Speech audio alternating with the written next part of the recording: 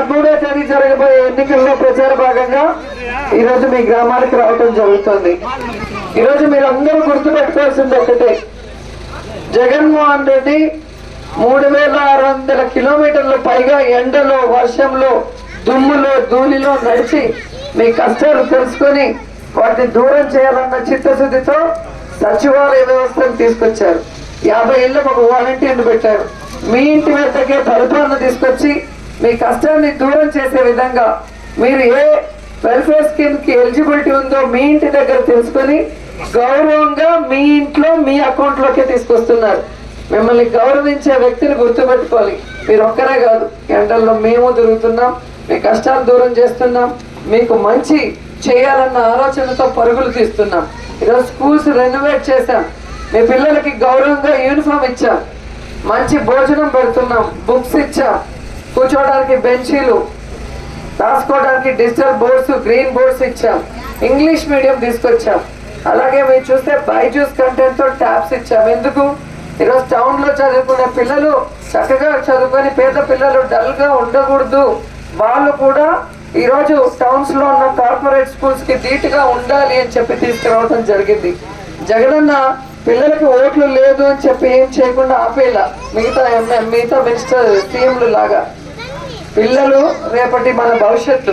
పిల్లలు చక్కగా చదువుకొని ఎదిగితే మన ఊరు బాగుంటుంది, మన రాష్ట్రం బాగుంటుంది, ముఖ్యంగా మన దేశం బాగుంటుందని ఈరోజు పిల్లల మీద 1000 కోట్లు ఖర్చు పెట్టడం జరిగింది.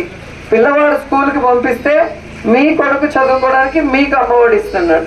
ఎందుకంటే మీరు పిల్లవాడిని పనికి పంపించకుండా చదువుకు పంపిస్తే వాడు చక్కగా చదువుకొని రేపు మంచి ఉద్యోగం చేస్తే మీ కుటుంబాలు కూడా ఆర్థికంగా ఎదుగుతాయని.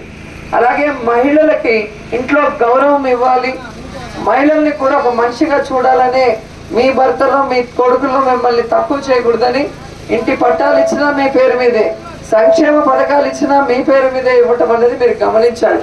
ఈరోజు అన్ని రకాలుగా రాజకీయంగా కానీ, ఆర్థికంగా కానీ, సామాజికంగా మహిళలకి చాలా గొప్ప స్థాయిలో పెట్టారు జగనన్న. ఆ విషయాన్ని మనం అందరం కూడా గుర్తుపెట్టుకొని ఎన్నికలప్పుడు వచ్చే తెలుగుదేశం పార్టీ దొంగల మాటలు విని వాళ్ళు ఇచ్చేది తీసుకొని అటు ఇటు ఆడటం వల్ల మీరు నష్టపోతారు. ఆ విషయాన్ని గుర్తించండి. ఈరోజు మీరు చూస్తే 2 నెలల్లో 58 నెలలు మనం ఇంటింటికి ఇచ్చిన సంక్షేమాన్ని 2 నెలల్లో ఎలక్షన్ కమిషన్ కి లెటర్ పెట్టి మిమ్మల్ని ఎట్లా ఎండల్లో తిప్పుతున్నారో పెన్షన్ కోసం చూస్తున్నారు కదా. 2 నెలలకే ఈ పరిస్థితి అయితే రేపు తెలుగుదేశం పార్టీకి ఓటేస్తే ఏమీ ఉండవు. గతంలో ఎప్పుడైనా ఇచ్చినాడా? అమ్మఒడి ఇచ్చినాడా చంద్రబాబు నాయుడు? ఆసరా ఇచ్చాడా? ఇళ్ల పట్టాలు ఇచ్చినాడా? స్కూల్స్ రెనోవేట్ చేశాడా? మీ ఇంటికి డాక్టర్లు వచ్చి టెస్టింగ్లు చేశారా? ఇవన్నీ జరగాలి అంటే మళ్ళీ జగనన్న ముఖ్యమంత్రి అవ్వాలి. ఇక్కడ రోజమ్మ మీ ఆడపడుచు మళ్ళీ ఎమ్మెల్యే అవ్వాలి. అలా అవ్వాలంటే మనం ఫ్యాన్ గుర్తు మీద ఓటేయాలి. ఒక్కొక్క మనిషికి 2 ఓట్లు ఉంటాయి, ఒకటి ఎమ్మెల్యేకి, ఒకటి ఎంపీకి. 2 కూడా ఫ్యాన్ గుర్తుకు వేయాలి. ఇప్పుడు ఎండలోంచి ఇంటికి పోగానే ఏం చేస్తారు?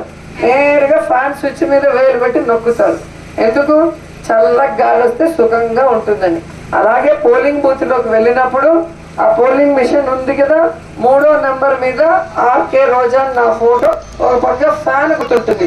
ఆ ఫ్యాన్ గుర్తుని వెతికి కొయ్యి అని నొక్కితే రేపు సంక్షేమ అభివృద్ధి మీకు వచ్చి మీ కష్టాలు దూరమై మీరు మీ పిల్లలు బాగుంటారన్న విషయాన్ని మనసులో పెట్టుకొని అందరూ ఫ్యాన్ గుర్తుకు వేసి జగనన్నని రోజమ్మని ఆశీర్వదించమని కోరుకుంటున్నారు.